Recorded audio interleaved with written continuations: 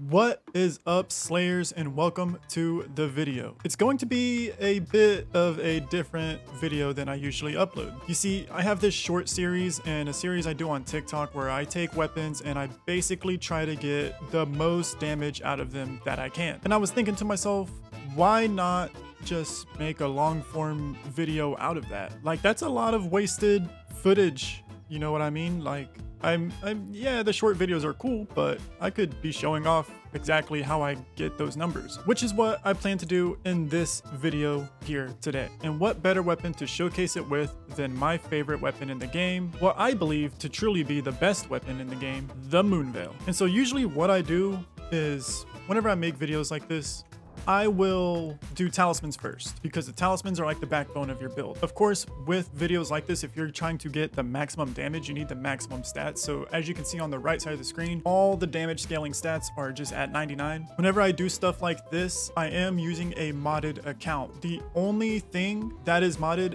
are the stats, and I have everything unlocked in the game. Every talisman in the game is unlocked. Every weapon is unlocked at its max level. Aside from that, nothing else is modded. There's no damage reduction on anyone's health or anything like that. I don't even know if you can do that, to be honest. So I just have everything unlocked and everything max level by default. So the first thing that I'm gonna do is I'm gonna try and get a baseline for the damage here. So like headshots matter in this game and sweet spots matter in this game. So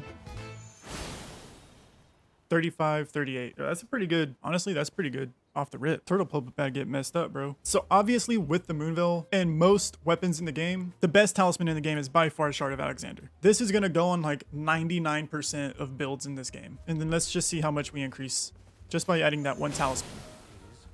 4,069. What was it before? All right, before it was 35, 38. So already we got 500 more damage just for throwing on Shard of Alexander. I think it's like 15% increase to damage. I'm not entirely sure. I think it's 15. Okay, after the Shard of Alexander, I think the best thing to get maximum damage is the red feathered branch sword, and that automatically just combos well with Lord of Blood's exaltation, because the way you activate the red feathered branch sword is by getting, and I think I already have one here, is an Uchigatana with seppuku on it. Yeah. And so with this Uchigatana, you just basically stab yourself until you reach below 20% HP, which you'll notice one more hit, and then you'll see under my stamina bar the buffs. There, I have increased attack now. And so with this, 5,860. Yo, that's crazy. Dude, I truly believe the Moonviel is the... Okay, this is why I think the Moonviel is the best weapon in the game, because that Ash of War is just so good. Here, check this out. Look at how much range that Ash of War has on it, dude. You can fight people up close, which gives you more damage, or you can fight them at range. And then I guess for the last talisman, the only thing I can think of that would really be good is probably the magic scorpion charm. Oh, actually, Rolana's cameo. All right, now using Rolana's cameo, 6740. Now I wonder if that's better than magic scorpion charm. 6740. Let's remember that. 6740. 6740. I hate the rain, dude. The rain is so ugly. 6740. 6740. 6740. 6740. It is better. Okay, so Rolana's cameo actually gets us more damage. How much? Hold on. This is where we have to do some wiki. I need to know exactly how much magic scorpion charm does. Increases magic damage by 12%, is also 15%. So yeah, Rolana's cameo is just better. I have a couple things in mind. I don't know if we're gonna have enough time to use Rolana's cameo, but for talisman setups for the Moonviel, this is the most we can get damage wise. Who the fuck is Snapchatting me? Now that I got talismans done, I'm thinking armor, right? So like, what can we use to buff our damage with the armor? Obviously Vare's mask. Vare's mask is going to give us like what? It's like 10% more damage if I'm not mistaken. Yeah, 10% for 20 seconds. And then the Rakshasa armor set, which is new from the DLC that they added. So if you don't know, which I'd be surprised if you don't know, this new armor absolutely breaks so many things. Just because it's just like the damage you can get, dude. Like 2, 4, 6. It doesn't sound like a lot getting 6% more damage, but dude, getting 6% more damage is kinda nutty just for wearing armor. And speaking of which, the Twin Bird Kite Shield goes good with the red feathered branch sword and the Lord of Blood's, well, really just the red feathered branch sword. Being below 20% HP gives you a 5% damage increase just for having this on your back. There, I just do 5% more damage. So that's cool. That's our armor and our talisman setup. Let's see exactly how much more damage we're doing.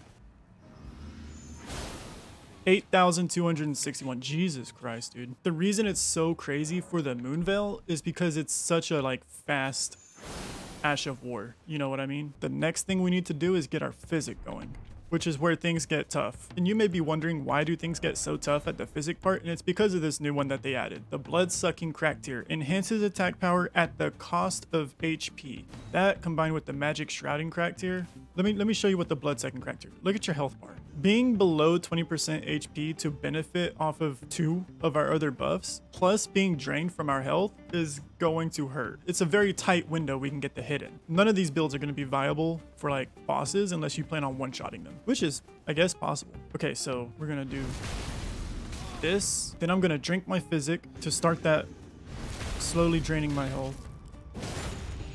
Pull this out. Put that on my back. Hold this. All right. 11,803. Jesus Christ, dude. And we still have enough time to heal if we wanted to. That's actually, dude, that's pretty nutty. Next, we need to add buffs. So Terra Magica we could actually use for free. Like, we don't even have to, hold on, let me put that on. Terra Magica will just buff our damage. Increase magic damage from any source by 22.5%. That might be the best buff in the game, actually. And then also, I think Hollow Shabriri would be best because it just baseline does more damage. Like if you're trying to get maximum damage out of things, it's very rare Flame or Blood Boil Aromatic are actually going to be better than Howl. In some cases they are, but it's rare. And then the same thing goes with the Commander Standard versus Golden Vow. The Commander Standard just gives you a better overall damage buff, but Golden Vow is actually, realistically, it's better because it lasts longer. Commander Standard I think only lasts for like 30 seconds or something. All right, I just gotta remember to use Rolana's cameo. I keep messing it up.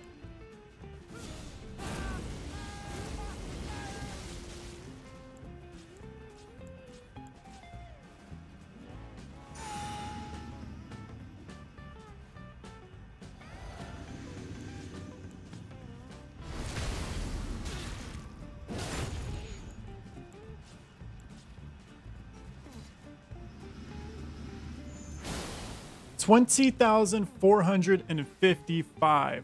Holy. Oh, I died though.